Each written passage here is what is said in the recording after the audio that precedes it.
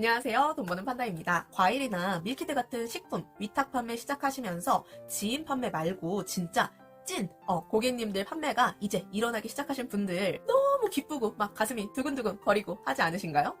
저도 처음 찐 판매가 일어났을 때 너무 설레가지고 막 잠도 못 잘 정도로 나 이제 부자가 되려나 봐 라는 생각이 막 들면서 막 두근두근 했던 기억이 있어요. 하지만 이렇게 기쁜 순간도 잠시 예상하지 못한 일이 생기더라고요. 그게 저한테는 반품, 환불 요청이었어요. 판매가 정말 잘 돼가지고 100건, 1000건, 10,000건이 된다고 한들 반품 환불이 들어오게 되면 일장 도루묵은 물론이거니와 오히려 손해를 보게 되는 경우도 많이 있거든요. 여러분들 중에서도 판매가 되면서부터 반품이나 환불 때문에 감정 낭비, 시간 낭비, 거기다가 돈 낭비까지 하신 경험이 있거나 현재 그것 때문에 머리 너무 아파 하면서 고민이신 분들이 계시다면 앞으로 제가 말씀드릴 내용을 주목해주세요. 근데 판다님, 저는 아직 판매가 일어나지 않아가지고 그런 거는 고민할 필요가 없을 것 같아요 하시는 분들, 노노노노, 절대 아니에요. 아직 스토어를 시작하지 않으신 분들이시라면은 더더욱 미리 알고 계셔야 하는 내용입니다. 일단 처음에 반품이나 환불 요청이 오면은 진짜 머릿속이 하얘지면서 멘붕부터 올 거예요. 이걸 내 돈으로 그냥 환불을 해드려야 되나? 아니면 농가에 거래처에 얘기를 해봐야 되나? 누가 이걸 처리해야 되는 거지? 하나부터 열까지 아무것도 모르는 상태라면 더더욱 어려운 일을 겪게 되실 겁니다.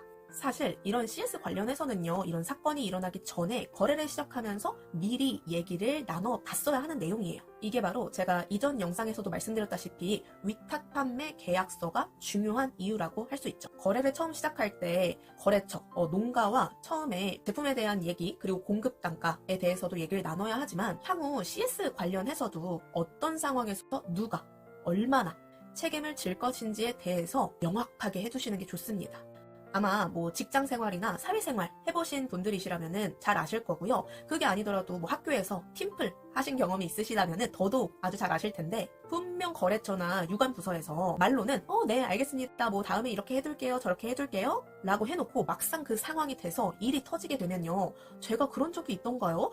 제가 그런 말씀 드린 적 없는 것 같은데 라면서 오리발을 꽥꽥 내미는 경우가 분명히 있거든요. 그럴 때는 해당 내용에 대해서 문자나 이메일 아니면 통화 내용 같은 것들을 녹음해놔가지고 증거를 남겨놓잖아요. 그렇지 않으면은 우리가 당하게 되니까요. 그쵸? 위탁 판매 같은 경우에도요, 거래처, 농가랑 미리 얘기를 나눈다라고 했을 때 문자, 이메일, 톡톡 아니면 통화 내용 이런 것들을 증거로 남겨놓으시거나 아니면은 위탁 판매 계약서를 미리 작성을 함으로써 정확하게 해두시는 게 좋다는 거죠. 그러면 위탁 판매 계약서는 어떤 식으로 작성을 해야 하나요? 라는 궁금증이 있으실 수 있을 것 같아요. 그런 분들을 위해서 제가 직접 사용하는 샘플, 위탁 판매 계약서 샘플이 있거든요. 이 영상을 보신 모든 분들께 선물로 드리도록 하겠습니다. 제가 고정 댓글에다가 다운받으실 수 있도록 작성해 줄 테니까 그 부분 확인해 주시면 좋을 것 같아요. 그래도 차라리 그나마 고객님이 반품, 환불, 재발송 요청을 문의하기에다가 남겨주시면 다행이에요. 그러면 저희가 어떤 상황인지 알 수 있고 빠르게 조치를 취할 수가 있거든요. 근데 그런 거 요청도 없이 그냥 리뷰에다가 별점 1점 딱 주신 다음에 이 제품에 대해서 안 좋은 얘기를 막 이렇게 작성해 주시는 경우가 있어요. 나는 이 제품의 리뷰가 엄청 많아가지고 1점짜리 리뷰 몇 개 달린다고 해가지고 타격 있는 게 아니야 라고 하시는 분들이 아니시라면은 우리 초보셀러들 같은 경우에는 리뷰 하나하나가 정말 너무 소중하고 타격이 좀 있거든요. 이럴 때는 우선 해당 고객님한테 연락을 드려서 어떤 문제 때문에 이런 리뷰를 작성하신 건지 상황 파악을 먼저 하셔야 돼요.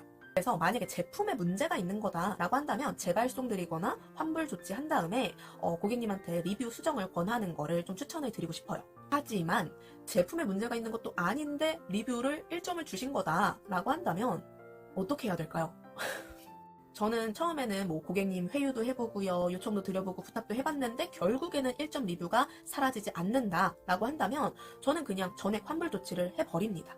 이렇게 환불해드리는 금액이 정말 아까워요. 아까울 수 있고 아까운 거 맞는데 1점짜리 리뷰가 하나가 있으면요, 그 1점짜리 리뷰 하나 때문에 앞으로 주문이 들어올 100건, 1000건 판매량을 여러분들이 그냥 놓치신다라고 생각하시면 되거든요. 여러분도 어디서 제품을 구매하는 소비자로서 제품 구매할 때 리뷰 정말 많이 보시잖아요. 근데 그 제품의 리뷰가 1점짜리가 있는데 그게 제품 불량이다 이런 것도 아니고 이거 정말 너무 맛이 없어요, 이거 다시는 안 먹을 거예요, 최악의 맛입니다, 돈이 너무 아까워요, 이런 거 있으면 여러분 구매하고 싶으신가요? 저는 아니거든요.